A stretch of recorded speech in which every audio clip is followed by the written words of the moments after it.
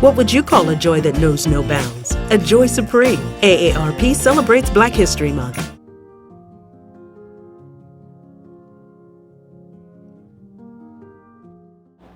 My name is Viola. I was born in Baskerville. I am a Richmond native and I live in the city, and I love the city. My father actually was from Buckingham County. He grew up in a small area called Curdsville. His father was born and raised in that same area and spent all of his life there. My father came to Richmond to work after World War II and met my mother when they were on the same trolley line, it was called then, to go into town to work. My mother came from a family of 13 children. They were raised in Hanover County, Virginia, country, but she came to the city early on. And my father was raised in Buckingham County, and he was from a family of also 13 children. And so their background was that they were farmers. They raised tobacco. My grandfather purchased his first 56 acres of land as a young man in 1904.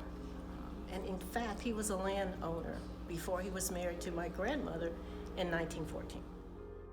Tobacco was their life. Not only tobacco was their life, but also growing wheat and also growing corn and also the byproducts of the land. Well, of course, having 13 children, there would be a generational space between the oldest child and the youngest child. And so many of the tasks that were required as far as growing crops and that type of thing were also supported by and joined in by all of the children. So the children learned not only the importance of the land and what it could produce, but learn cooperation. They had to be educated, so some of them went to school while the others stayed at home, and they took turns going to school. And so the education that the older ones brought back to the younger ones, they had a one-room classroom in country school. They all shared that information and were able to help each other learn as a collaborative group. Well, one of the things that we always know in America, we're not building or making any more land. So land is a commodity upon which there is a monetary value.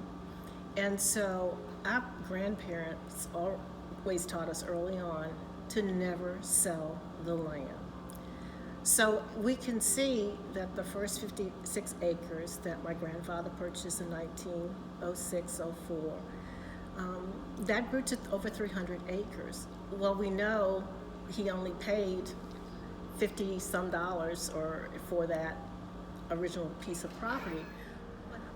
I think it's very important as a footnote that maybe my grandfather's case was a little unusual. He did have a mentor, his own biological father, that told him the importance of land. He did have an education so he could read and write. And he did have the ability to purchase land, not be a sharecropper. I mean, we know the history of sharecropping, and we know its impact on robbing African Americans of their land, and the inability to hand down from generation to generation intact ownership.